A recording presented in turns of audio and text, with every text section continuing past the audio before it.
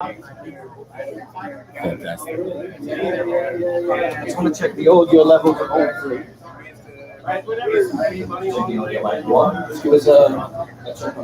Mic check, mic check, mic check.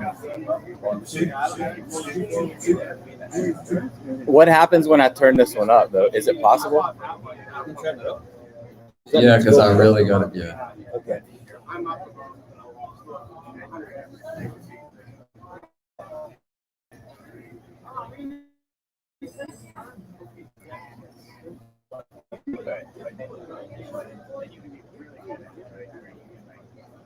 So if I get 67. Mic check, mic check, mic check. Same. 408, 696.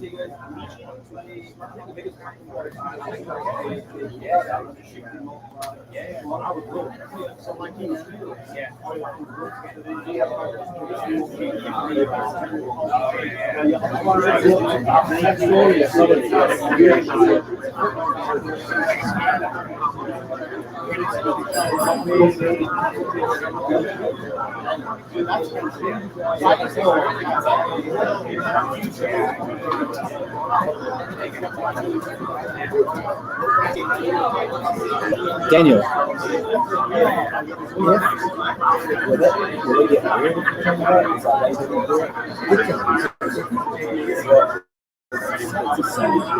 I thought it was maxed out.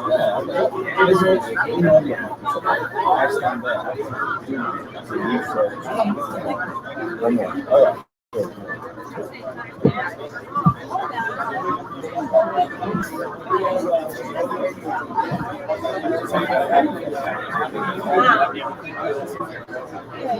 75.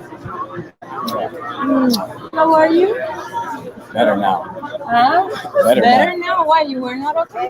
No, we were scrambling the last 2 hours to put this together. I had to go to the store to get 2 custom-made wires and cables. Like just 10 minutes ago, I got back.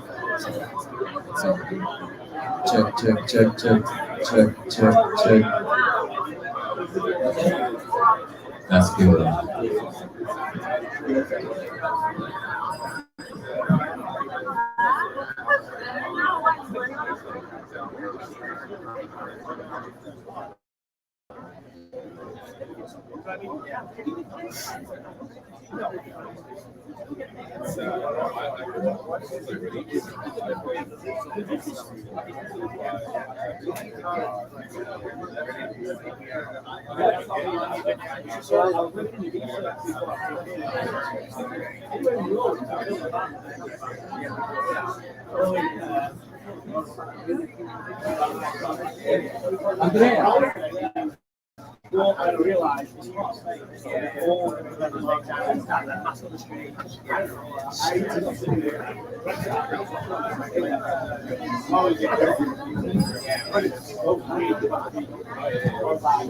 yeah. What do you think about that?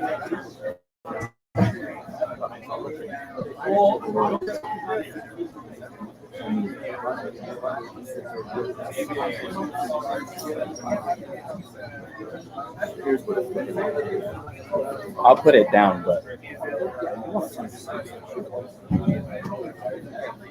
it doesn't go. It doesn't go.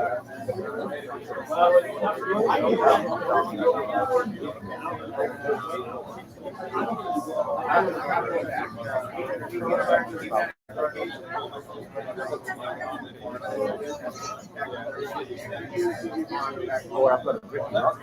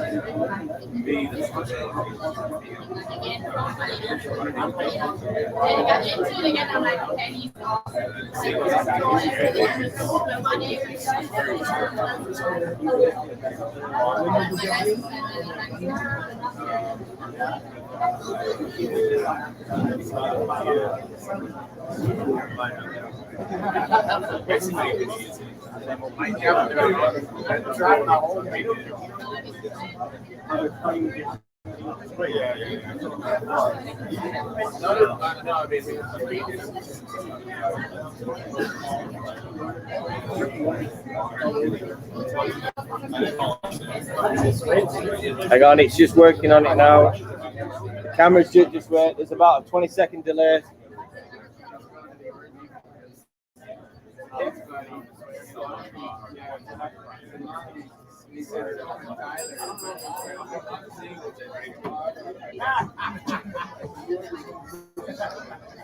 Still on a huge delay.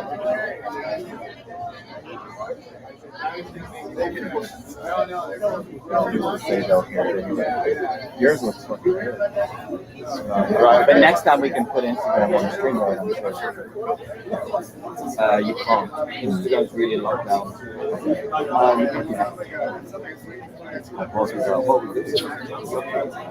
just gonna just whatever comes up. Well, we have a rundown schedule. It's okay. First,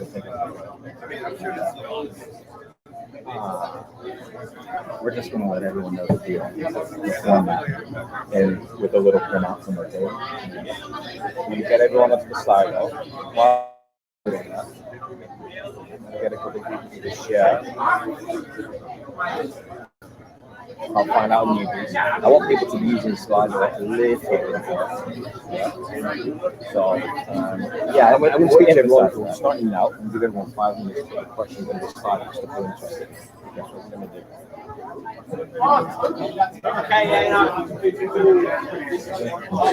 What's up, buddy? Good to meet you, finally. We're getting to smack. Awesome. I was jumping across the road because it's you got the Mexican fighters train Monday, Wednesday, Friday from 6 to 8. Yeah. And they were saying to me, I was there just by chance and I was jumping, and they said, "Oh, did you fight?" I said, "Yeah." And they said, "Oh, we use your rope?" I said, "Absolutely." I ended up taking a fucking class, so I thought I'll have 20 minutes with them today. You're gonna start now? Yeah, we'll talk more. No, we're gonna take a bike ride. Oh, absolutely. I've got my old bike here. Okay. Just around the corner. All right, my man.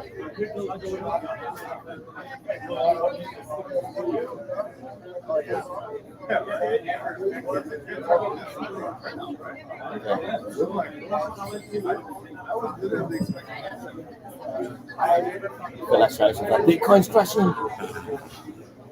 20% in the last 15 minutes. Guys, everyone, Bitcoin just dropped 25%. I thought that might get attention a little bit. All right. Okay. Someone give me a time check. How many minutes after 7:30 are we? 4. That's not bad for Mexico. Give us a round of applause for starting on time.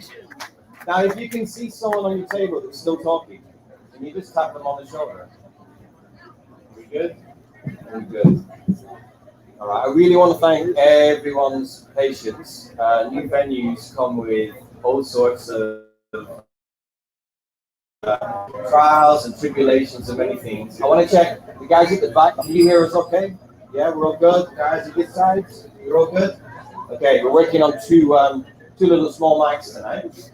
So I want to welcome everyone to the Crypto del Carmen Crypto Dinner. We have been. This is number 15. Number 15. So we started these just as a little bit of a social, just as a way to get together, so that we can see each other, we can speak to each other, and just discuss, crypto in general whilst having dinner. So we have these every 2 weeks. The ones now, we're going to do a bit of facilitation, a bit of communication. Guys, do you mind if I politely ask, just keep walking down whilst we started? Just because it helps everyone else. So we're going to do this for about an hour and a half to give you a bit of the format. Tonight we're really trying to, we do our best to bring everyone in. This isn't about me, it's not about Chris. This is about like people sharing and contributing in, and we'll do our best to facilitate that. Now on your tables, can someone wave one of the pieces of paper with the QR codes? Very important. Cool, so you'll see at the bottom of that is a QR code for Slido. Slido is a really easy way for us to gather questions.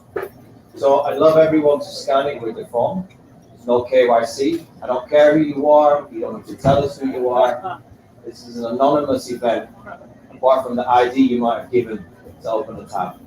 So inside the Slido, it's got a really simple question. It's really curious. Who's new, who's not?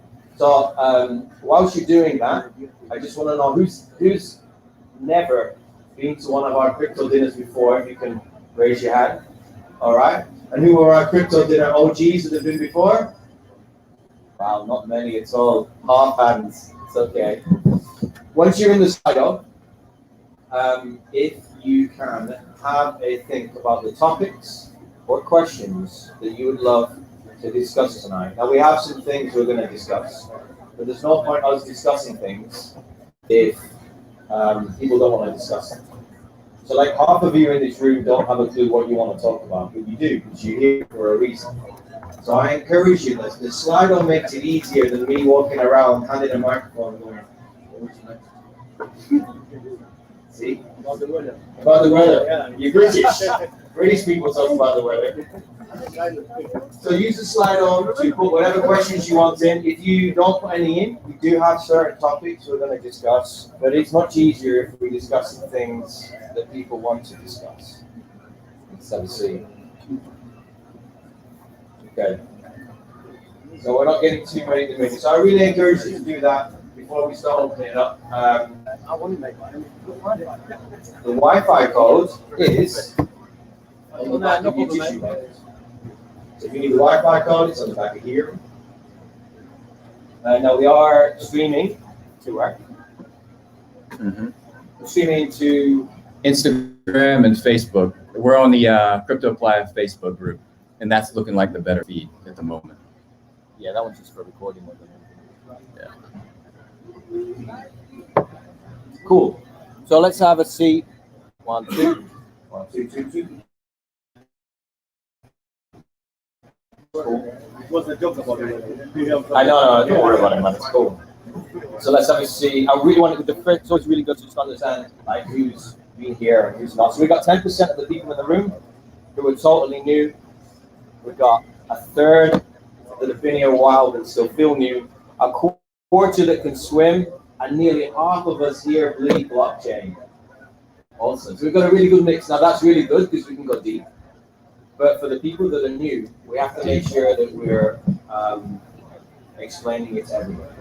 Because otherwise, a third of the room haven't got a clue what we're talking about. And if we want adoption, then we need to help everybody kind of come along. So, I am curious, first of all, let's have a see.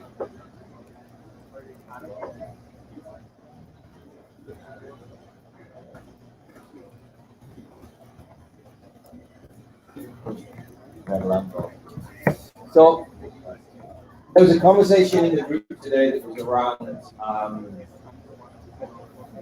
around, I suppose, Bitcoin dominance and the importance of that versus all other coins.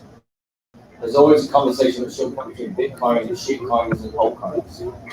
But I'm going to be relying on like a couple of people here. Would anybody here openly say that they're more pro Bitcoin than other coins? No.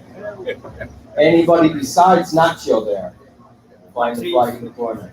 It's okay, there's always practice or something. Okay, that's cool. So then I'm curious, is anyone here besides Bitcoin would they consider themselves a maximalist, curious for one particular coin? Any Ethereum maximalists?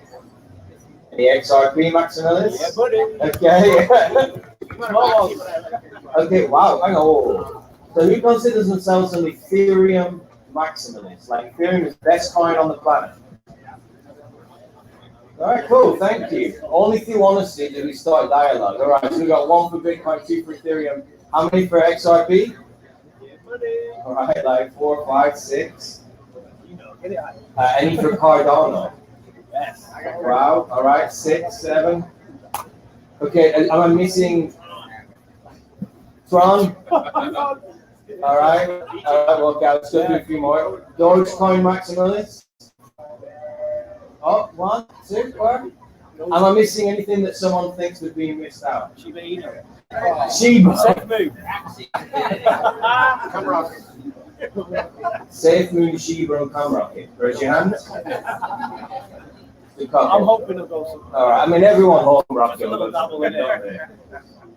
What is that? Did you say what is that? Yeah. Very, very risky. Just 1 second. Part of learning is teaching. Who wants to explain what Camrocket is? Come on, this is the one time you get to professionally use those words in an event. Who wants to explain what a moon coin is? Because there's newbies in here.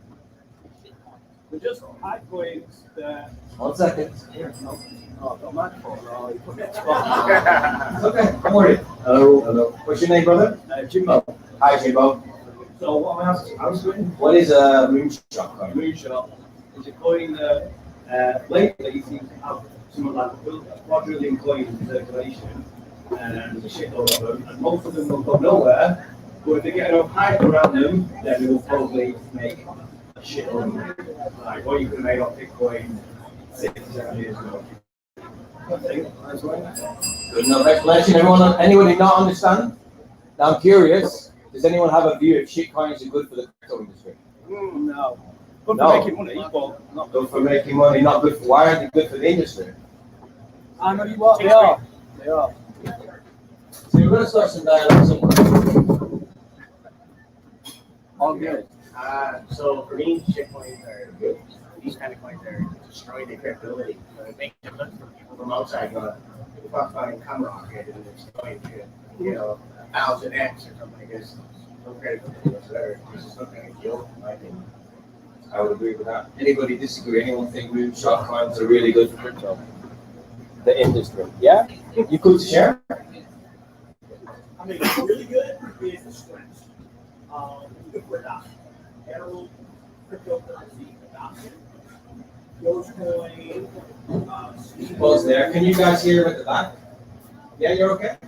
Let's give you mic anywhere here. You don't need one, but Yeah, so it's great for general adoption, right? So all these safe moves, Dogecoin, they've opened up this space for conversation, right? People who would have never thought about getting into. So you got to remember, we're fortunate here, right? We have disposable income. A lot of people don't. A lot of people only have $5 to put in this, right? And if you say, oh my God, I can buy 1,000 of anything, and I spend $5, which is a lot to me, it gives people hope. And we're all here for hope. We're all here, like, we all want to land one, right? So shitcoins do that. They give people, even though it's a crack high, you're going to crash. It's not going to last most of the time, but there are success stories. People do make millions of dollars off of hundreds of dollars investments. Some of us here have those stories.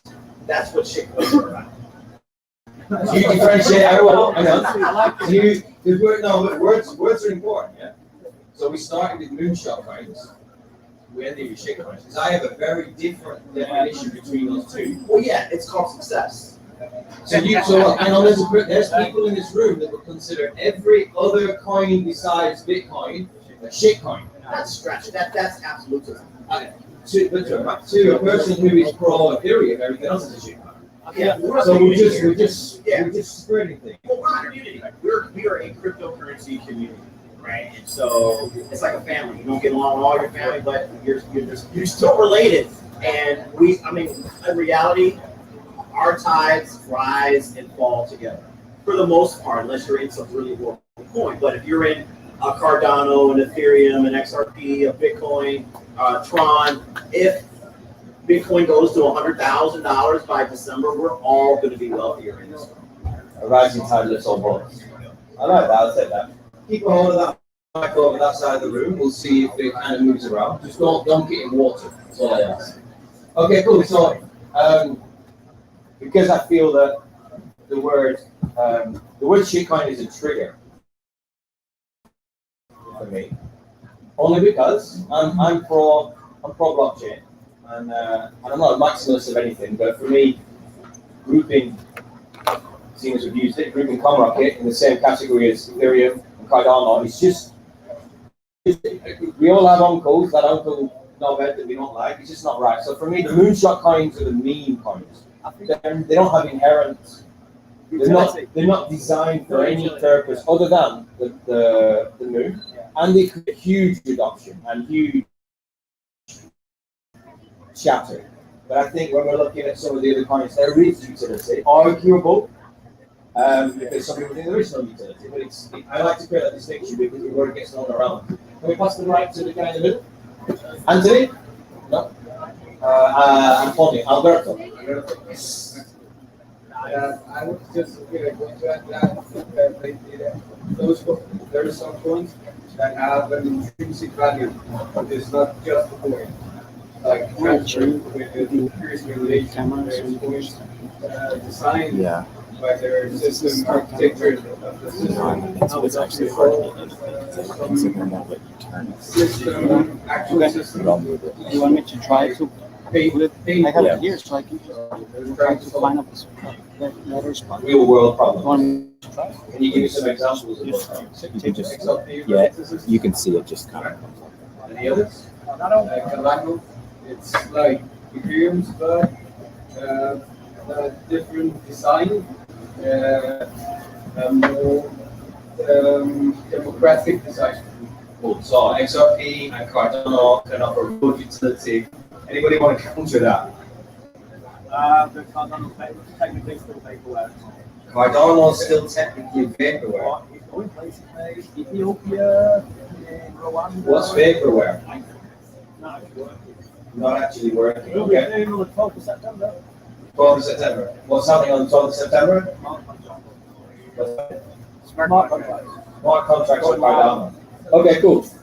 So we've got some coins then. Let's just say the upper end. So I'm just going to leave the mic. It's going to make its way around where we can see. 12th of September.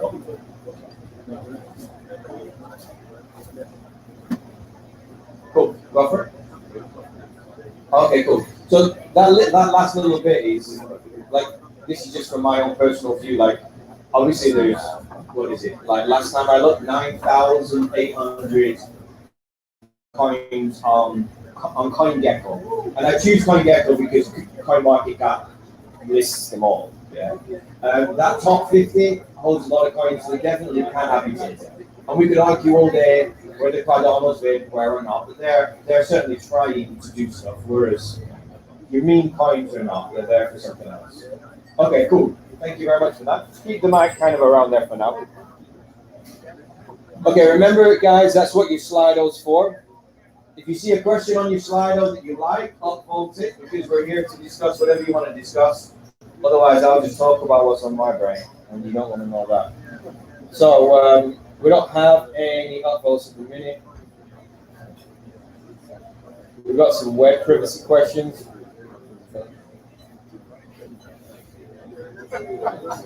Okay, cool. I got an open one here. Let's have a see. It's less crypto growth related, but I'm going to read it out. So someone asked, what do we all think? This is the last question on here. What do we all think about the theory that Bitcoin was developed by intelligence services, DARPA, the CIA, other three-letter agencies, and the banks? They said this is a serious possibility. Let's say, is this a serious possibility? Less of a loaded question. So show of hands if you want. Obviously, if you do believe this, then they're listening to us right now. So you can cover your faces. But who thinks that there's a highly likelihood that Bitcoin was developed by three-letter agencies like the CIA and banks? Okay, who absolutely thinks not? All right, fantastic. Does anybody who shared on either side wish to share? Who raised their hands? You cool? Just say that was my question, and I fully believe. All right, cool. That's good. There's What's your name, bro? Well, what's going down, guys? My name is Tony. There's an interesting YouTube out there that you guys can check out for yourself. It's a guy named Adam Beck. Have anyone ever heard of him? Adam Beck. There's this new video of a guy who's putting the video explaining all of the ties of Adam Beck to Bitcoin and how many times he kind of tries to push away at the topic of his identity being tied to Satoshi. It's very, very interesting. If you guys haven't checked it out, I'd say just check that out. I'll find the video. I'll give you guys the actual YouTube. If you want to share it in the I'll share it in the crypto dinner. So Tony, you're saying so the purpose of the video is to show the ties between him and being Satoshi. Yeah. I used to think CIA was. I used to think it was CIA too. Maybe he's CIA. Yeah. That's a whole other topic.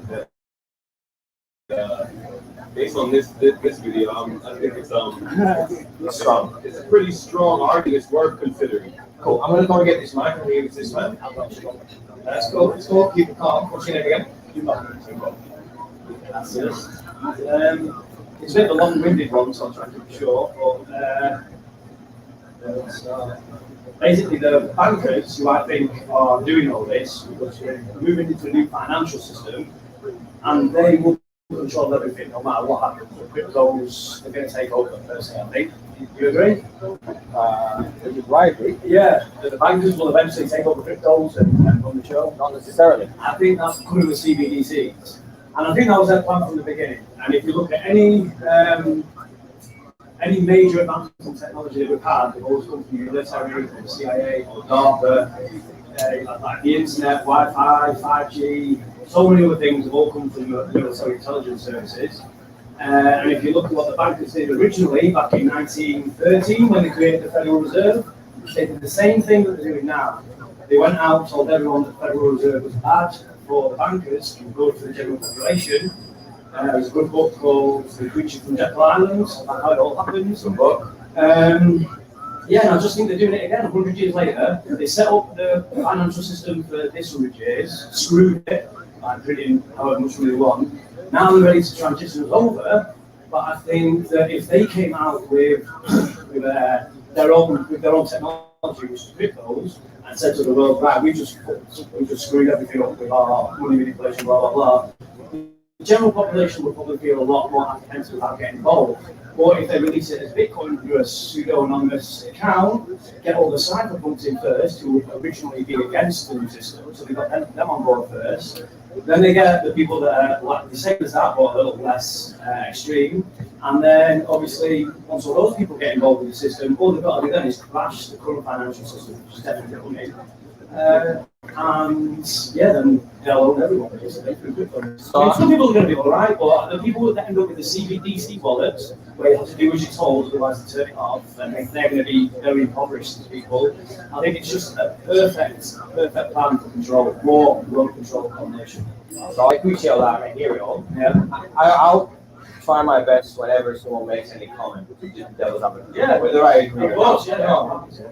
Because I was a massive XRP maximalist once in a minute. If I was a Bitcoin maximalist, then I became an anti-Bitcoin maximalist and a pro-XRP maximalist. Then I walked the fuck up. Yeah. Still keep my XRP. It's my just-in-case bag. But I started to understand the intrinsic value of Bitcoin. And whilst there is a lot of evidence, and I'm in all the XRP channels, and I see all the information, and they tell compelling stories.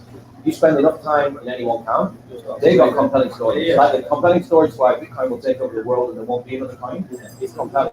Yeah. And even if the banks did start Bitcoin, the fact that it's so open source, the fact that it's so the inherent value of what makes Bitcoin means that even if the banks make the CBDCs, they can't just turn it off.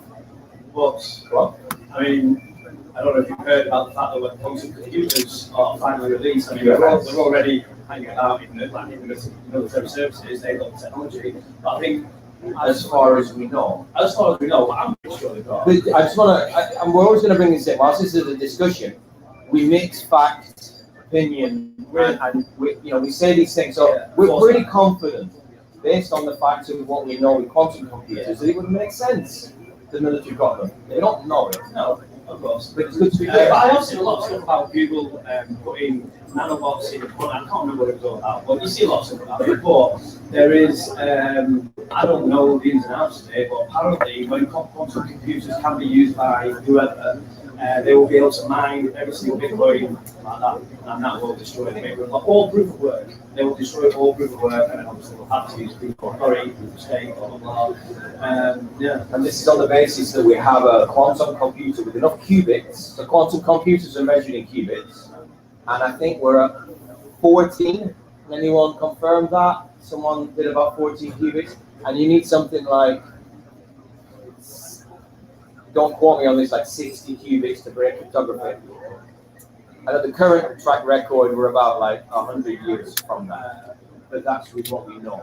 So speculating that there's more stuff behind the scenes. Does anybody think completely otherwise, that no matter what happens, Bitcoin will be here? Yeah, Letitia, can you argue for that? You're very reaching, Letitia.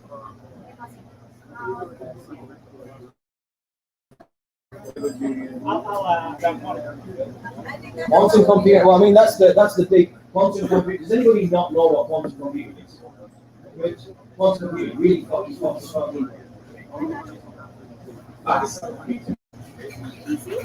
Take 10,000 computers to crack that. Quantum computers can do it. It's just really small.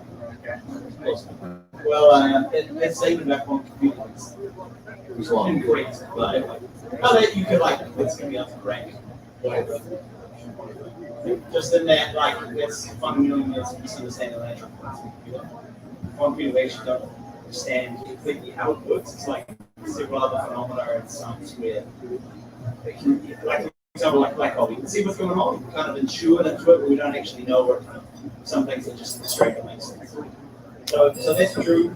Another one is that I'm not sure if anyone's familiar with the algorithm that's used Bitcoin SHA-256. So that is broken.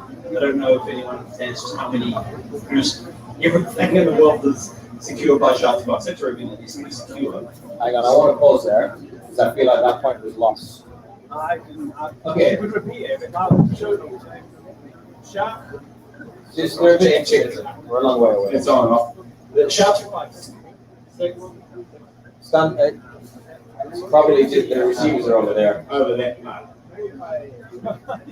Hang on, hold your hand. Actually, if you just do that like you're trying to get signal. Stand on your head and. There we go. So SHA-256 is the algorithm that. Fuck. SHA-256 is the cryptographic algorithm that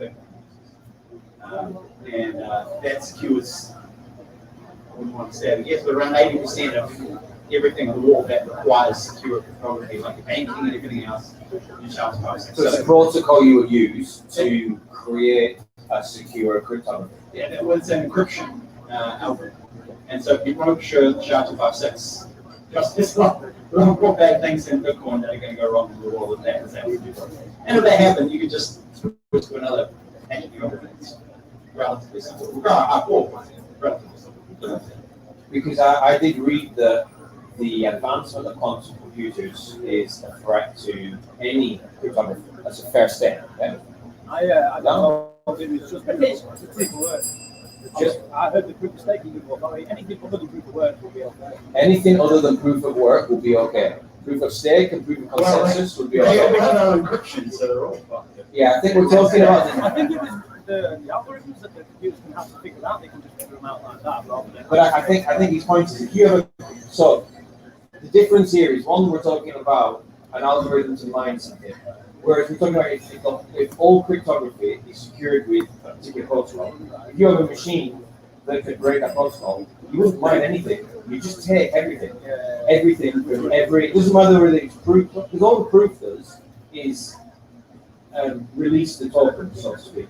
But if cryptography is the thing that underlies everything, and you break that, everyone goes in their wallets one day. Correct. And that's why they call crypto currencies. It's because they're all about that. And so it's the difference, and it's a good distinction. It's the difference between how you, let's just say, to keep it simple, mine a coin, which is doing an algorithm, versus the cryptography, which stops me taking his coins. Even if that was true, so you'd be able to perhaps mine faster than the current method. In that case, the difficulty would adjust every 2016 blocks in that instance. And it would just go up and up and up until it would stable out at 2 blocks a minute.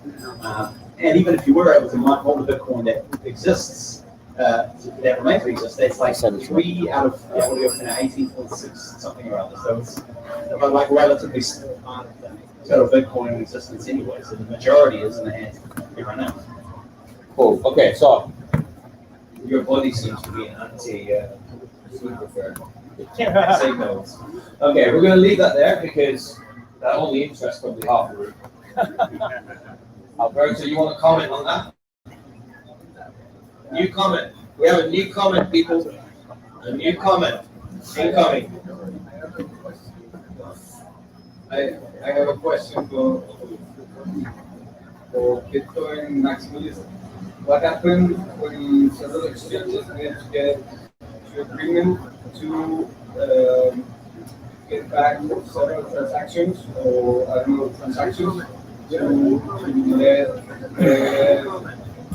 let those balances like be the same? I don't know what happened, but it was like a hack. Do you mean this is something that has happened? Yeah.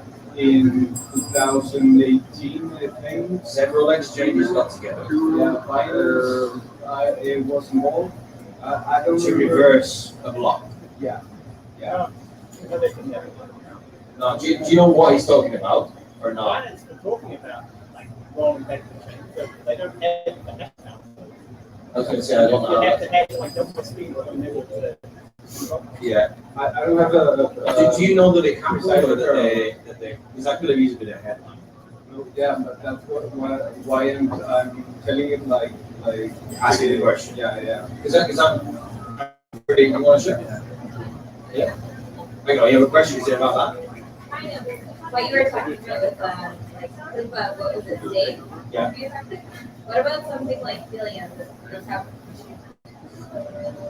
Well, hang on, I don't want to segue into that for a minute. I recognize your face now. You're the girl that talked about helium today. yeah. Yeah. So to labor on Nacho's point, he's talking about correct me if I'm wrong, I'm trying to keep this really simple as well. The old cryptocurrency is a cryptography.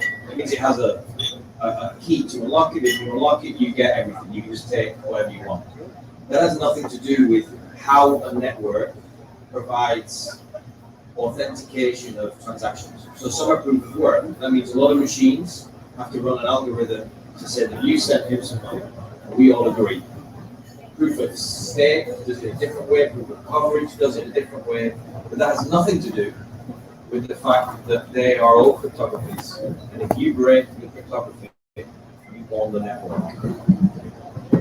I'm going to say, is that a good enough? Yeah, I'm going to be on your head. Do you see the difference? It's really spooky. Spooky.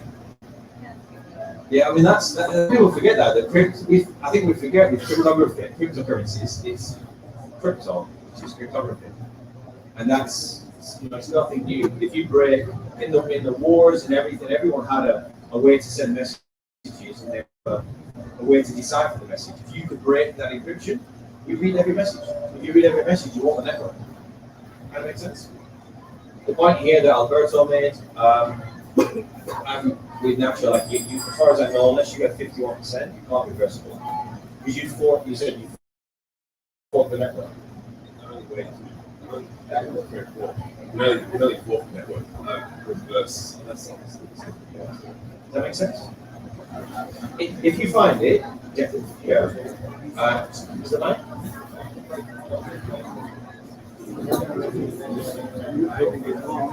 Double spend the time. But we're gonna move on. If you can't share it, you want to comment?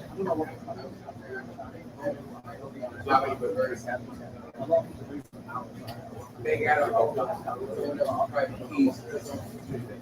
They got a hold of some private keys. Yeah, they use private keys.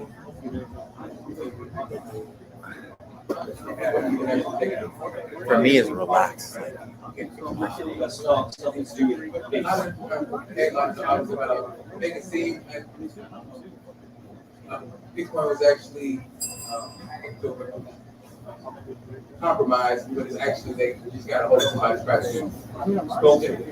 Okay, thank you very much, guys. All right, really, really good conversation there, guys. I want to move it on to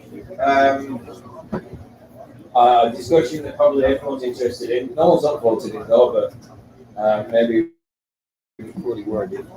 I want to open up the discussion where someone's put when Lambo. We all know what that means. The term is when Lambo, which who wants to explain to our crypto newbies what does when Lambo mean? Where is the coin price going? To some people, it doesn't matter. To some people, it does. So I want a 5-minute discussion. People have opinions on: are we in a winter? Have we already peaked? Are we not peaking? Is it never going to end? Super cycle. Anyone got any comments? On the back, I'll take that. I'd like one for each, so that the people that are here can gain different perspectives. What's your name, brother? Cool. I think we're in a multi-year bull market. And the reason You were in a I think we're in a multi-year bull market. multi-year I don't bull think market. we're ever going to see what happened in 2017 again. Because of parabolic user growth. So when we're talking about 2017, we're talking about a dome. Yeah, we're talking about peak before you're done. Before you're done. So you would say, would you call that a super cycle or not? Or is that a new term for you? I guess you could call it a super cycle. You basically mean from here, we're going up and we won't see the same corrections. Not like the 2017. No, I don't think so. Does anybody here disagree and think in the next 1 year we're going to have a correction? Cool. I'm over here. Let's go for it. Oh, that's good. We need to be the bad guy. It's very likely. It can always happen. You gotta just manage your risk. You know, manage. Don't go too tough. Goddamn. Just be really like, hold the mic, like, yeah, like, I wanted to go up. Like I wanted to go up. You know, I wanted to. Yeah, within a year, yeah, definitely. Like within a 2 year, for sure. But there's going to be corrections that are just painful. Statistically, it always dumps very painfully. It's just about how long, how well you can hold. Hodling always pays out in the long run. You know, but just be able to stomach it when it does dump, because it hurts. And there's some people who get trapped in those dumps, and that's what the game's all about. It's meant to trap people, and you know, some people going a little bit too heavy. Next thing you know, they're diving in back in, and they're pulling money out at a loss, and they're all screwed. So, you know. Just for anyone that's new, does anybody not know what HODL means? Good? Right, okay, awesome. So, does anybody think, you got to put your hand up there, that's why I asked the question. Okay, let's HODL. So that's good one you. Who's going to explain to these two people what HODL means? Come on, guys. Cool. So, I believe it started on Reddit, like a lot of things, where somebody misspells hold, like hold your, cryptocurrency, holding similar to holding stock, right? And then it just like went from there. So instead of hold, it's HODL. So HODL your crypto. That's it. That's it. It's Awesome. Thank you very much. Trying to get a better range on these mics. There's a mic over here. You say, how to, for my terminology, you slow down for your life. This crypto is so fucking rocky that you have to be in a really good emotional state. You know, not feel I mean, I mean, that's what it means now, but that's how it definitely originated. and then people put some words to it. Okay, so we've got Crypto's Never Gonna End. Guy over here, down there. We've got an unavoidable, painful dump within a year. Okay, that's cool. Last thing we're going to say that, like, as far as somewhere in between this, so before the dump, and before we know we're in a super cycle, you've got everything from Plan B, stock to floor models for what? 250K this cycle, and whatever that means for the rest of proportionate crypto. But I'm just curious, by show of hands, who thinks that Bitcoin's already topped, let's say, 60K? No one. One. All right, cool. Who's going for 80 to 100? Top this cycle. This cycle, let's say, in the next 2 years. 2 years. Okay, 100. Give us your hundreds again. Sorry, who was up for 100? All right. 200K. At least. Bump that shit. Okay. Who's smoking more opium? 300K. Okay, 1, 2, 3. 2 years, 300K. And the Winklevoss win as well. And the Winklevoss is going God, you're true. They said if it captures the market cap of gold this time round, it would be around 500. 500K. Well, that's if it was. All right, cool. So, does anyone think Bitcoin is going to be worth, like, come on, guys? Does anyone think Bitcoin is going to be worth 20 or 30 grand in the next couple of years? Any people going the other way? Next couple of weeks. An impending drop. Yeah, there's a few people that say that, although I'm also hearing that, like, September, October. What month are we in? September 1st, baby. We're into, yeah, September is going to be then moon. All right, cool. That's enough about that. I enjoy conversations around. Just guys, just because whilst we're talking, I want to hear some love and chat over here. I love you all, and I want you to talk. If you can wait 1 hour, talk what you want. Sorry, guys. I feel like a school teacher. Go on, Chris. He can't help himself. Okay. All right, so kind conversations are good, but there's always more utility than that. So let's have a see. Remember, you've got your slide up. Top question is NFTs. Who's for all NFTs? Put your hand up if you like NFTs. Put your hand up if you absolutely do not. Put your hand up if you have no fucking clue what they are. Okay. So let's talk NFTs. Are they more shit art or valuable kind of utility? Whose question was it? If you're happy with a show of hands, yeah. Say 300K man. Yeah.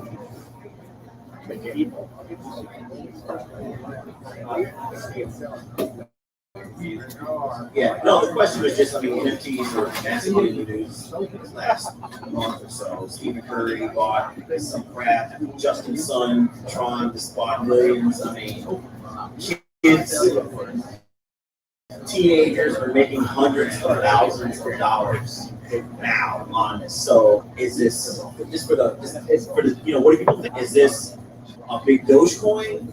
Do people think there's real utility with NFTs? Personally, I think the idea of an NFT is the true future of crypto, because sometimes, depending on what an NFT could be, NFT doesn't just have to be a piece of crap art, right? An NFT can be because it can be based off of, because I'm in a particular NFT project that's based off Twitter mining, so it can be based off many things, right? NFT can based on property, be based on a lot of different utilities. It's not being used like that right now.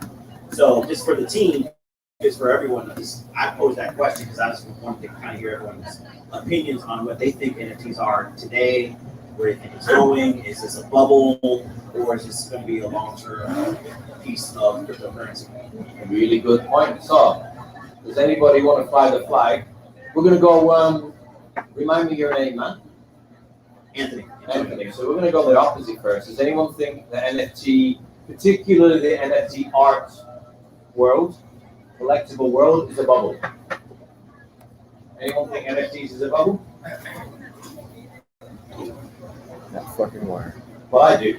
Definitely. Nacho does as well. Well, and I'm not anti-NFT at all. But some of the costs, when we talk about, like, I kind of think, like Tony, that there's going to be a drop. I don't know how heavy. I've got both views, but I think NFTs will be one of the first industries that will suffer. I think it's more overinflated than other crypto, but I don't think it's going to disappear. I can't throw that 2 pence in or not. If you want, no one else will. No, I think like probably something to like unique digital art. It's a hard thing. Like people gotta get over the obvious thing of, well, you got your NFT and then you just look. I got an NFT. I look at your NFT and I go, power button, volume down button, and screenshot and go your NFT. But there's probably something beyond that. But I mean, like, does anyone not think like what's happening right now? There's just a little bit of garbage, a little bit of people just making money out of like absolute rubbish. Of course, it's a bubble. And I think there'll be something that comes out, but of course it's a bubble right now. A lot of it's just if you got an NFT and you got 2 Ethereum accounts, which you can do, you just like NFT and you sell it to one account and then buy it at double the price with your other account. You watch repeat over and over, and your NFT goes up and up and up, and then someone's coming up to look at it and say, "Oh, shit, this has gone up 10 times in the last week. I'm going to buy it." And then, thank you very much. You're the sucker who's bought the NFT that I was trying to sell. So I think a lot of it is that, to be honest. But I think something will come out of it. But I mean, obviously it's fault right now. As all this stuff is like when it first starts. We're going to get around how far they can push it. Cool. Thank you very much, Dan. I think there's a difference between I want to sometimes come back to the authentication, right? Because there are some cool things I think with the NFTs. Go ahead. Nice to meet you. I think the NFT system or platforms is the biggest bubble ever. It's not negative, it's the biggest bubble ever for the government. They can't control every transaction. This means we save taxes. Everything is our liberation out of the system. The mighty banks are not mighty anymore. We go out of central banking system and the anti-platform systems developed on the board, not only one project, it's globally. So believe me, the NFT is our liberation and will help us realizing our dreams and projects individually. Thank you very much. Awesome. Thank you very much, Robert. We've got going back on here. Jimbo. Come on, Jimbo. He stopped eating just to give us his views. It's very important. All right? Go for it. Personally, I think NFTs are probably in a little bit of a bubble now because there's so much money being made. But from what I've seen is that they're going to be an extremely crucial part of the new digital financial system that we go to. Because how they work at the moment, if you've got a picture and you want to mint it and create more of that picture, it becomes an NFT. But that technology expands to ownership of anything. And so I think if you need receipts or ownership proof of anything in the world that is worth any amount of money, then it will be in the future. And so I think it will basically just be proof of ownership of anything in the future. Because everything's going to be on blockchain, everything's going to be digital. Or if you move rocks and shit like that, that's definitely Moonshots. no, moon rocks. Not the rocks, just to get boxes. The Ethereum, you not seen them? There's just pictures of There's a million things in crypto I don't see. pictures of rocks that get sold for $100,000. For me, pictures of rocks is no different to punk, man. It's a bubble at the moment, but in the long run, I think they're going to play a very crucial part in I'm pro authentication using NFTs, or certainly using blockchain. And sometimes I just think NFTs is I don't know, I know it's non-fungible tokens, but I just think it's a fancy way of saying what blockchains do anyway. I know there's views whereby someone has a ticket that's printed on an NFT, and you go there and you try to enter the venue. It requires society to up-level itself a little bit. They have to be able to verify that is a ticket you've got. But I think it's really promising. I think it's really interesting. I'm going to come over here to Gabriel. Is that right? Yes. I think you were talking about NFTs and shitcoin and bubbles. I think we've only begun to see the start of a massive bubble, and it's going to be NFTs is going to be the biggest Ponzi scheme marketplace in history because and NFTs is going to be the biggest Ponzi scheme. Yes, because of fractionalized ownership. Because so fractionalized ownership. Fractionalized ownership. That's what. Because who sets the value of fractionalized ownership? Say that again. I said because of fractionalized ownership. I thought you couldn't. I didn't think you could fractionalize the ownership. You can fractionalize an NFT. Yeah, you can. Fractionalize it. Okay. So You can give people shares of your NFT. So you're talking like 1,000 NFTs of one NFT. Exactly.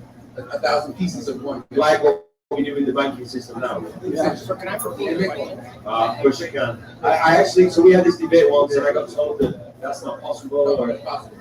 So I can take my house.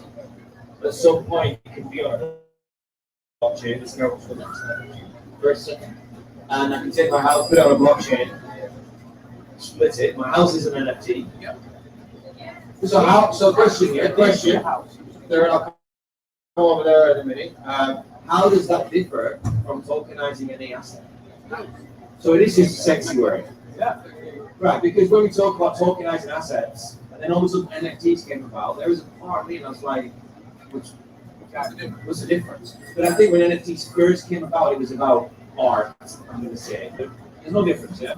Cool, I'm coming here. If you say there's a guy who wants to talk, he's not talking. Right. It's going to be like token. Like I thought that if we can tokenize property or whatnot. So, for example, here in Mexico, if you buy a property, sometimes you don't know if you're getting it's got a previous title, and somebody can just walk in and take away your property, right? So I figured NFTs are not NFTs, tokenization of assets on the blockchain will take care of that problem. But my confusion now is where does NFTs come into that? Like, Where does NFTs come into that? Yeah, like how do you what's the difference of tokenizing, putting titles on the blockchain and now Jimbo's saying that NFTs will do that. So I'm kind of confused on that point here, you know what I mean? Yeah, that's cool. Like at the minute it seems very, very similar. I'm going to come to the back here, and then I'm going to come up with the microphone. Right on there, we're having. We'll have a pause. Someone else, Alberto wants to the chat. And then I was going to talk about NFTs too. I have a friend of mine, an artist, and he's selling his pieces. And his pieces are physical, but he's digitalizing his art, like with just a picture of people, the guy that no, it's I'll share it in the group. It's just art is a unique art way of doing art is making it digital, maybe just tokenize and prove its property. I did that issue too. Now it's just mentioned about what's the difference between an NFT and tokenizing an asset. So what do you need to tokenize an asset? For example, your home, your place, your house. You need the scriptures, the registry. Yeah. So everything you need to just place it inside an NFT or a token, and it's yours. It's just proof. To prove it's yours, and maybe an easier way to make a transaction if you sell it to someone else. Just like, yeah, it's my own. Here it is. It's proof. It's encrypted here. There's no other way. I don't know to get out. So are we basically saying that the tokenizing of an asset is like a verb? It's what you do, but the NFT is how you do it. Maybe.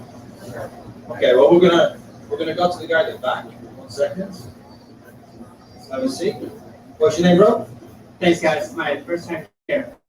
Amazing community. Awesome. Cheers, man. I think the NFT community is really big. It's a big basket item, right? You have to separate in separate terms. For example, if you're an artist, you can make commissions 10%, 15% in perpetuity. So this is awesome, right? If you're an artist.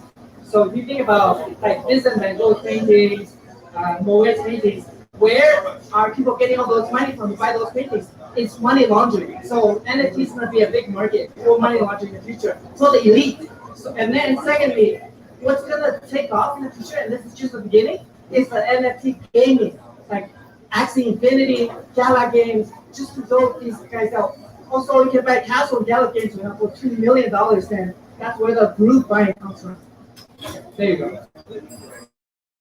It's just the beginning, but there are some flaky ones for sure. Like you can buy some NFTs on like Matic, and these are just bubbles. But if you go into some DeFi scenarios, a lot of NFTs can unlock different memberships. So there are companies working together. If you create an NFT, you can get a premium membership from one company to another. So NFTs are talking to each other as well. So I think that's really amazing. Just want to share. Cool. What's your name, man? I'm Sawai in PLAYA forum. I've been here talking to the community for a year. Just came here to PLAYA from Italy. Escaped 2 weeks ago. I'm originally from Toronto. I saw Letitia protesting in Toronto. It's amazing. So thank you for having me here. So why is your image like a samurai statue? That's correct. Yeah. That's from Art of War. I love meeting people in person after like online debates. I'm here with my wife, Michaela. We're just hey, Michaela. Yeah, come have a drink with us later. Yeah. All right, well, thank you very much, man. Do you want to pass the mic to Gabriel? Did you want to say something on that? He's completely correct about the whole Axie Infinity and everything. The thing about what most people don't understand is that we're going into an economy of a world of mass unemployment. So I don't know if anybody ever saw that movie Ready Player One, which people make money playing video games, and that's like a legitimate job. That's what NFTs will power. It will provide the liquidity for gaming, for jobs in the future. Okay, so let's just do a little side conversation here, right? Has anyone practiced or has anyone heard the word sense making? Yeah?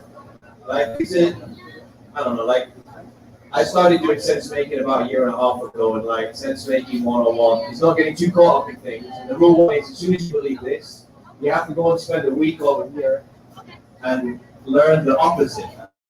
Learn what everyone thinks about what you love.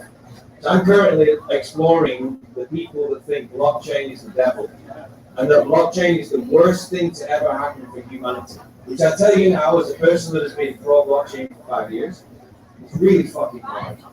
It's really, really hard. Right? But I will say this: there's some scarily compelling evidence. And some of these conversations here, and the conversation I was having today about Microsoft's patents. I'm not getting into that because again, it's under the line. Yeah, well, it was really deep. Again, it's under the line of what you can even. It's all speculation, but I'm with you. I'm look at it. But my point is that the patents in 66. Yeah. Okay.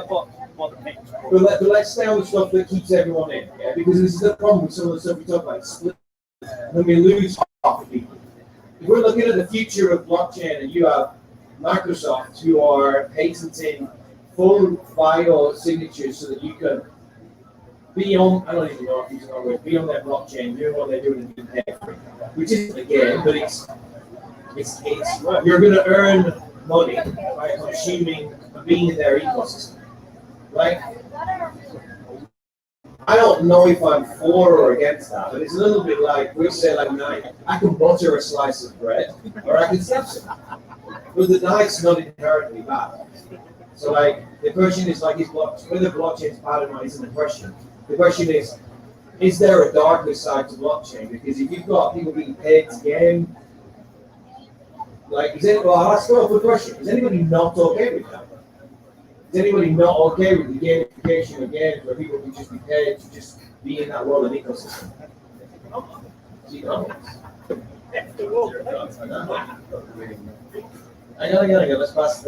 get it across.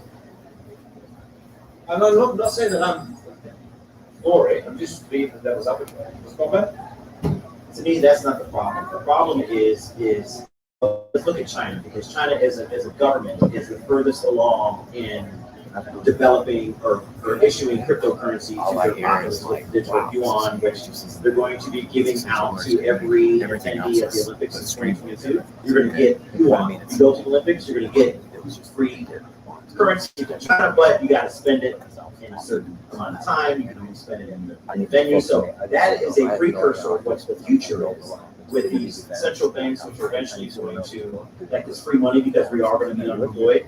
Unemployment is going to come through these coins through these central banks, and they're going to say, hey, look, you have this money, but you can only spend it on these dates. You can only spend it in these places, and they can track where you spend the money. And so that's the downside of it, is as these things come along, is the control factor. And I think that's the downside of the blockchain, is that this really is creating a 1984 Orwellian, even more so, because they can really control how you spend, when you spend, how much you spend, and that is the complete antithesis of what blockchain was supposed to be. It's supposed to be about the exact opposite of all this. So that's what that's the fear I have in this. Cool. Appreciate that, man. Thank you very much. Don't tell me, Anthony. Yes, excellent. Right. Hi, everybody. How are you, Vic? Let's go here. I think the problem is us. You think humans are the problem? Yes. Well, we're perfect. Our power away to these commodities. We don't even know who they are. And they just keep using every single bit of technology against us.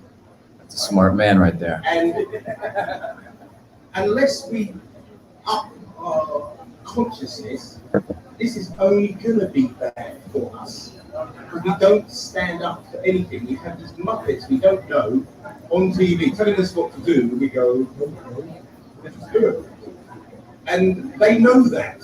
So every good invention that can be used for good will always be turned against us because we keep allowing it. So my view is that we can speculate as long as we want. We are the ones that are in charge, and we don't know that. That's huge. I heard that's really cool. Well, I've done years and years and years of research, and it all comes down to the simple point that throughout humanity, the masses give their power away to the people who then fuck the masses, and we don't learn. We don't like being fucked. Well, we do like being fucked. We keep doing it. So I'm sorry. Okay, so, well, there's a key point you said in there, and it was about that we need to increase our consciousness. Does anybody think, side conversation, if we're cool with it, is it possible? We need to wake up as to who we are, why we're here, and what our true power is, because most people don't know. Absolutely, they're pretending to be asleep. So we need to have something, because if we don't, the pain just gets ratcheted up and up and up. Look at Australia. You know, they say, oh, you've got to vaccinate all the houses and then you're allowed out in 2 hours. Fuck you with a truck. You know, it's not going to happen. We've got a counter argument over there, and if we don't have counter arguments, we become a little bubble. And we don't like bubbles, because what do bubbles do? Ah, where's the counter argument? Yes, bro. What's your name? My name's Sal. Sal. Hey, Sal. It's not a counter argument. It's sort of a little. Come on, share your views, Rob.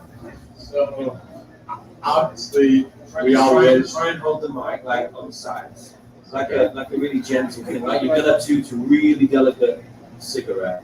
this. Yeah, that's it. That's it. It's gonna break. All right. So we all think that we all want people to wake up and have their own opinion, have their own mindset, but unfortunately, that's just not the case. People in this world love to be told what to do. They are naturally lazy for the most part. Now, I'm not saying they're lazy in everything, But most people aren't leaders. That's just the fact. They're sheep. And if you don't believe that, I mean, look at the news. People, look at what happened with COVID. Everyone is doing what the news and what the government is telling them because they're scared and they're being put information into their minds. And they can be easily revolted. A lot of people did, but that's not the majority. The minority is us. We are all the minority, and we're the ones that will be running the entire world in the next generation. But for the most part, people want to be told what to do because it's easy. People don't like to do hard stuff. That's why everyone here is entrepreneurs or business owners because, and we have the same mindset. It's because it's hard. We spent so many years sweating, blood, tears, everything to build our business. And I wouldn't want that. I don't like convincing people to be their own business or to do something that they don't want to do because of how hard it takes, how hard it is to have that mindset switch. So, cool. That's my question. Sal, thank you very much for that, bro. I'm gonna buy you. The thing is, this is something I keep tripping up over here. I'm sorry when I can't share because, especially this subject, which is a really heated and beautiful subject, but we have to delicately move around it. Yeah, we do. And also, we're here for crypto, and some people might not care, although we could all argue that they should. But that would be personal views. I want to say a few here. I'm going to pass it to Gabriel, and then someone over here had their hand up, and then we're going to move it on. But my passing comment as I'm walking is that. This is my views, that not everybody wants to be leaders. And there's a whole argument that not everyone is born to be a leader. Some are born leaders, some have leadership thrust. But at some point through our own self-actualization consciousness, I become self-aware enough to realize that it's part of my duty of care and responsibility to help you. Whether you're a leader or not is irrelevant, because for me to grow and for the human race to have a higher evolved consciousness, I have a duty of care. And that's, I think, the change. We don't all need to be leaders. I'm pro-sovereignty. I want people to step up and find their own self. But society plays a big part in creating the humans we have today. So to say that it's human nature, we can't separate human nature from human nurture. We have no idea what the true human capacity is. So there's a mixture within it. Gabriel, Tom, we'll see from there. I would have to agree with the last thing. I agree with nature and nurture. Sometimes we minimize nature, so we have a tendency to compartmentalize people and not take into account how they were nurtured. A lot of the time, nurture has more of an impact than nature does. A lot of the time, nurture has more of an impact than nature does. I would absolutely agree with that. So back to the original question at hand, which was about sovereignty and higher realization when it comes to blockchain. One thing that everybody should know is technology is inevitable. Technology is inevitable. It's something you cannot buy.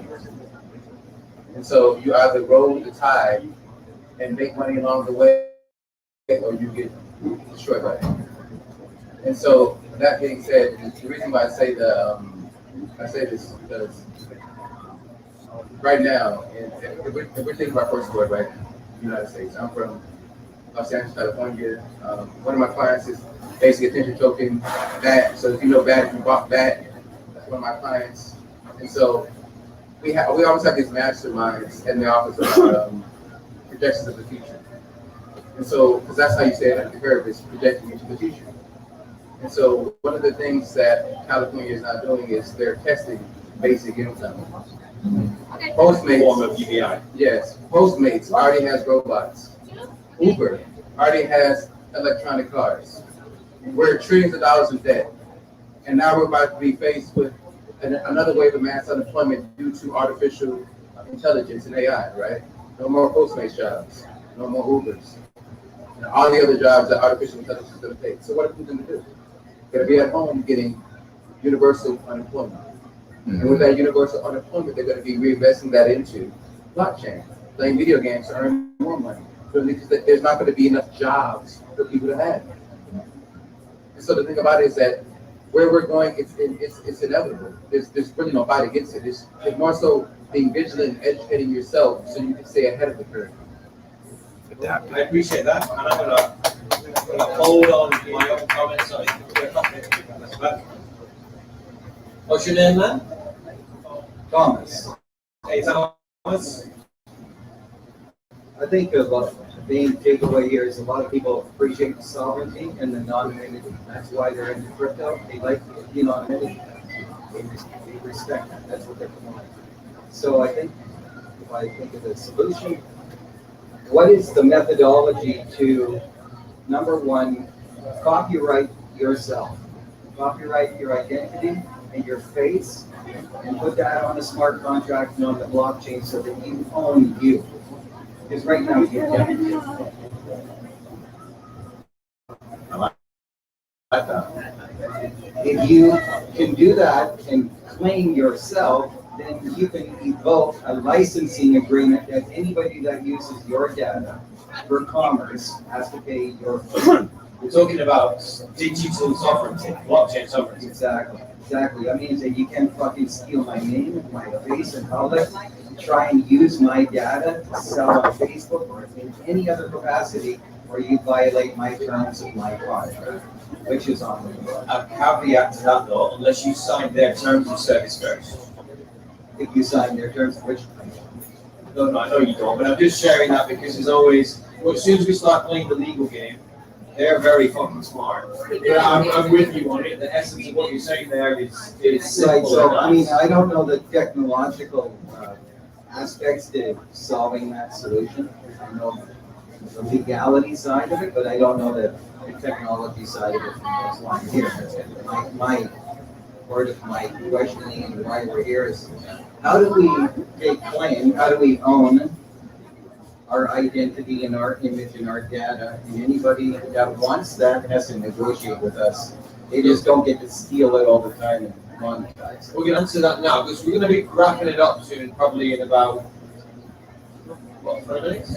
Yeah, 20 minutes. So I'm just curious, Tom's got a question there, which is a practical question, which is how would I go about claiming my own face, which is such an ironic statement.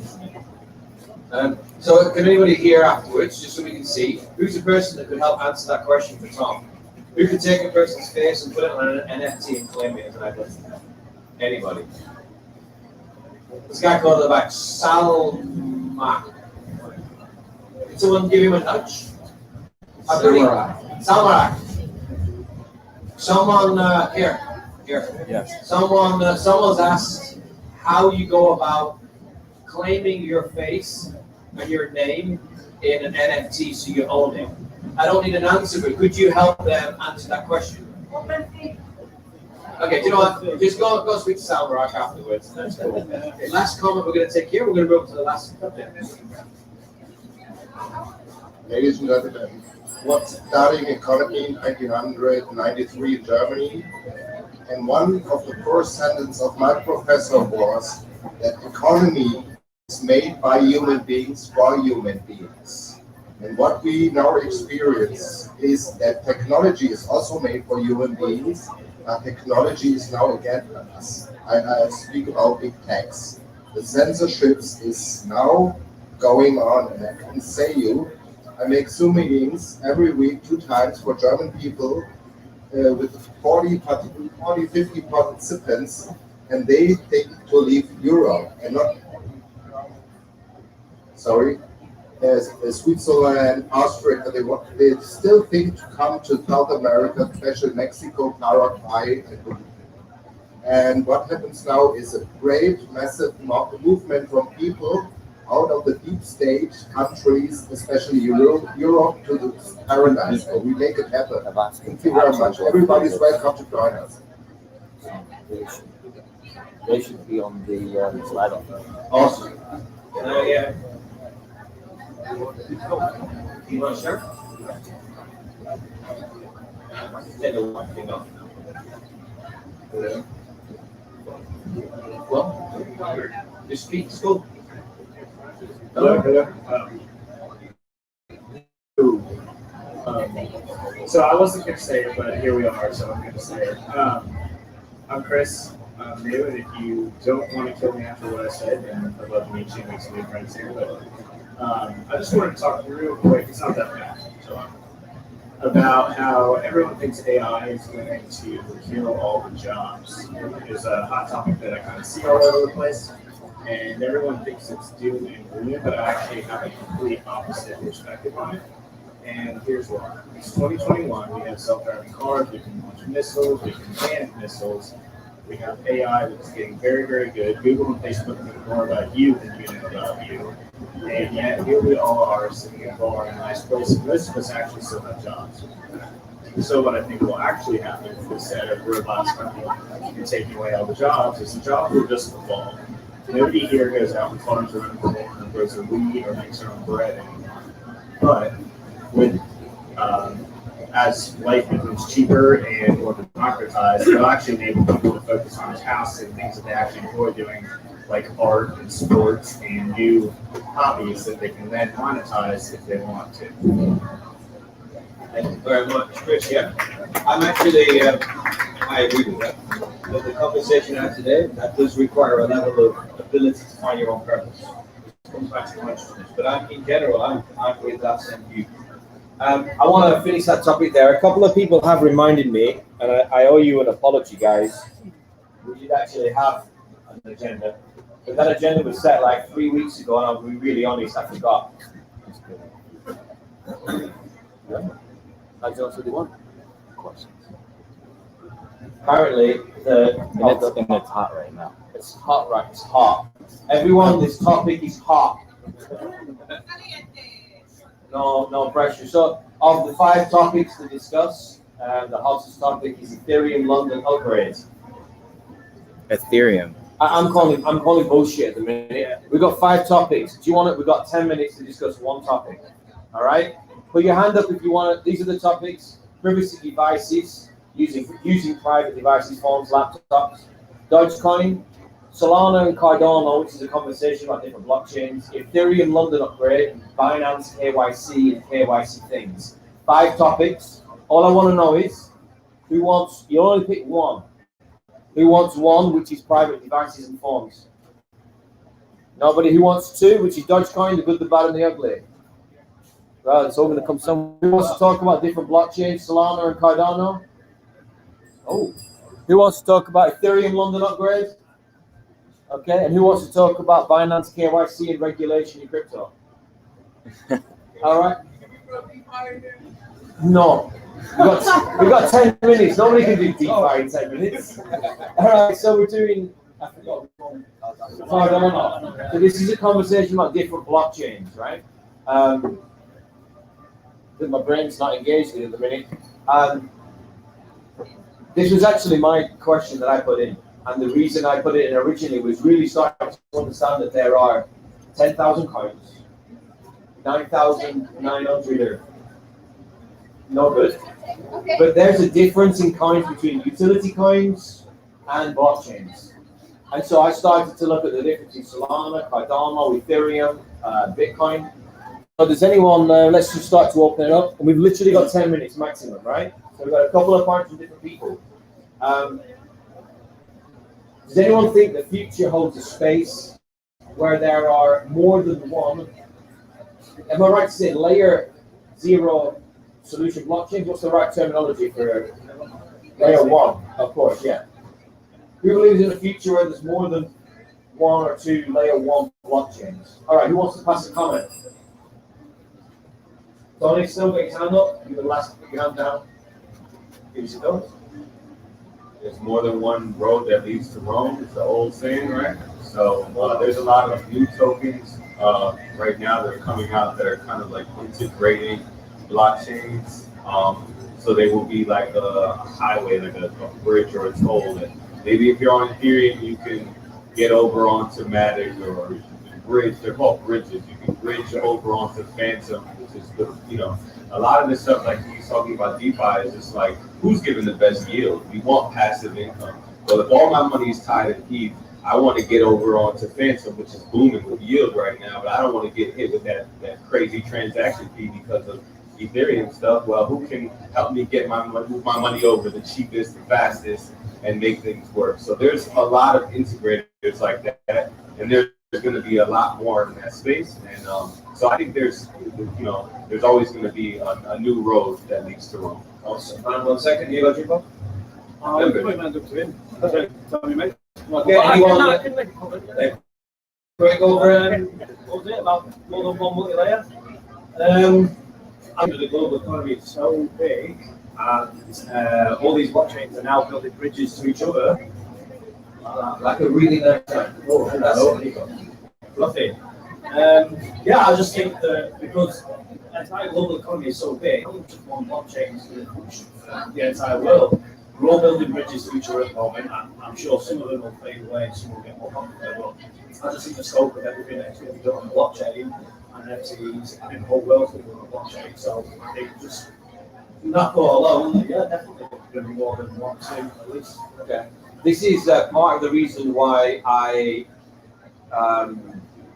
didn't challenge, but I wanted clarity. The Zion comment that was in the chat tonight, like when anyone turns around, this is why I do sense making. When someone says everything else is shit, this is the best. I even if I have agreement with some of that, I have to look at the opposite. So when people are looking at all of the coins dying, which is the comment, I just think it's a really strong comment to make.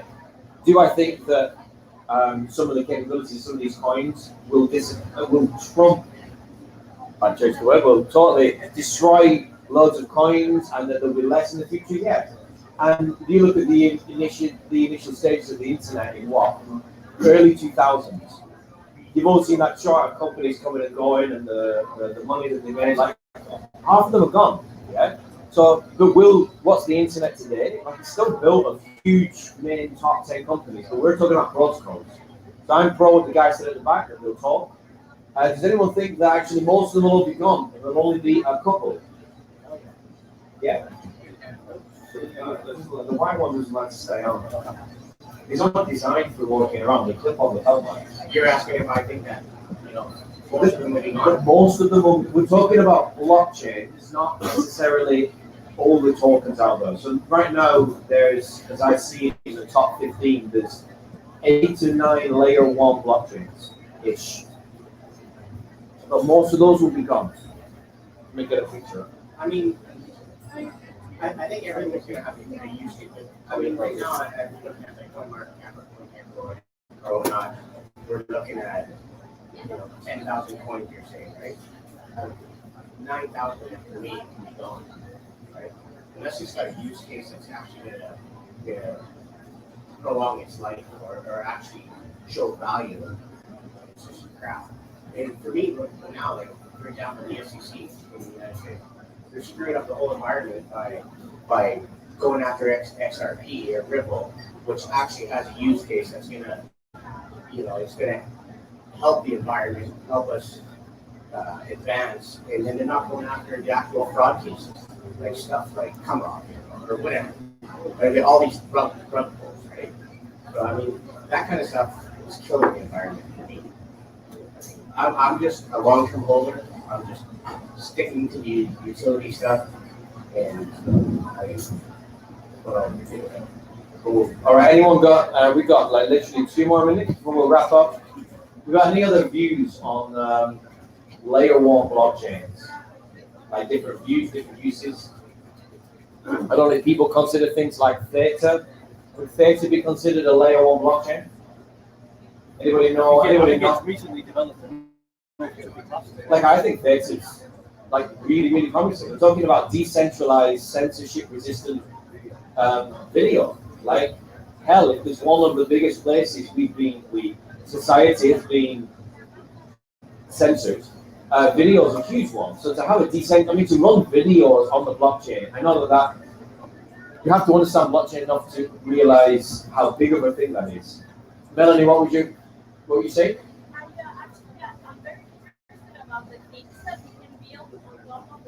Okay. So she's interested in what you can build on top of a blockchain. And this is why I think the different blockchains hold value. Now, obviously, like I'm pro Lightning Network for Bitcoin because if and I don't know enough about it truly. Like I still can't understand why there isn't more adoption of Lightning Network and Lightning. They accept Bitcoin here, by the way. I think that's a Yes. they accept Bitcoin and on the Lightning Network. So you can pay for all your drinks here using Bitcoin with, how much is an average fee?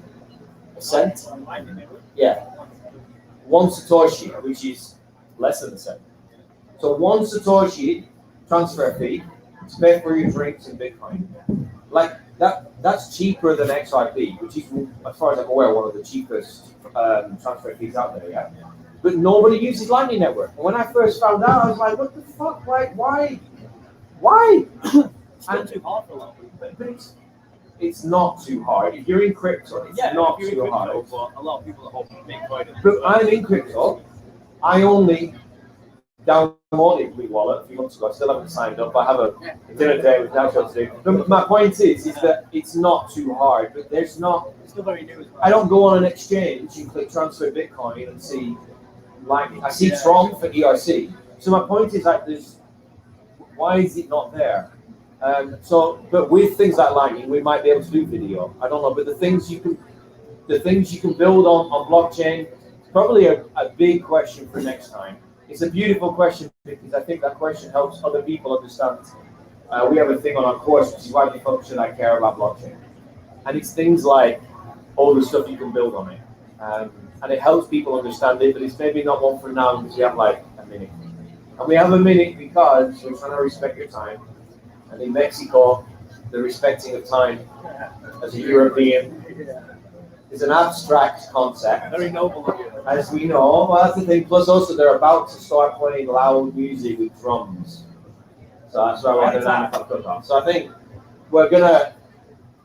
Tony, do you want to give the last? Is it top of this? Do you want to give the last point? Yeah. Whoa. That's what you get here. BitTorrent. Anybody know is BitTorrent on the blockchain? BTT. It's on the Tron network. I mean, just in Tron, that's all. It's a whole conversation in itself. Okay, so what we're going to do is we're gonna part this because Melanie's question is a good question, right? So it'll be really good for the next meetup. Next up, I'm going to wrap it up with that comment then. Next week, we just have a social. When I say a social, we meet here. There isn't anything but tables and a bar, and it's just do what you want, chat, mingle, and cool conversation. The week after that, we have another event like this. And we'll open it with a conversation that Melanie started, which is, what on earth can you even do on blockchain? And then we can discuss the differences between Justin Tron's BTT and Theta. And I'm sure Jimbo is going to have some really good things. Do you know what you can do on blockchain? Probably don't. Anything. Soon enough. So we'll discuss that in 2 weeks. It's a really good conversation, but we're going to party for now. Yeah. Absolutely.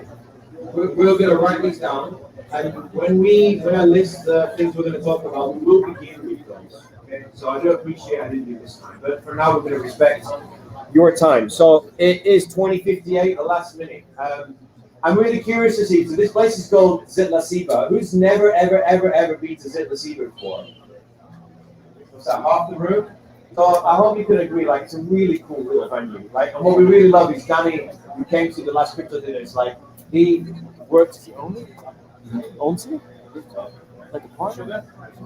Yeah. Yeah, like Danny's kind enough to let us work here and be here, have these events. We've moved a few times, and it's hard work when we move. So being here and having someone who's into blockchain, who's immediately opened up Blue Wallet, and I would encourage all of you, because it is quite cool. If you can pay, if you've got Blue Wallet, I'd love to see some BTC transactions here. So we're going to be here now. We'll have a social every other week. We'll meet here in 2 weeks. We'll have the topics that we're going to discuss. I hope you have enjoyed yourselves tonight. I hope you stay and you mingle and you have some drinks. Myself and Chris run these events out of pure love. We don't charge anybody. We do because, well, we enjoy it, and we enjoy you guys come up. All right. Next week. Yeah. So next week we're here just to be. So it'll come, but there's no microphone. No. You chat to whoever you're with and relax. And then we'll be millionaires. We'll be millionaires by next week. Yeah. All right, guys. Just social next week, but for you daytime people, ISIS holds a crypto lunch at 12:30 on Friday. Cool. And all of this is in the groups. Okay, guys, there's 5 crypto groups in PLAYA, they're all slightly different. Join them We'll put all. the information there.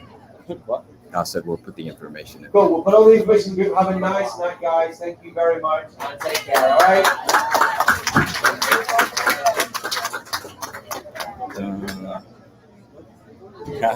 Right, let me get music. Yes.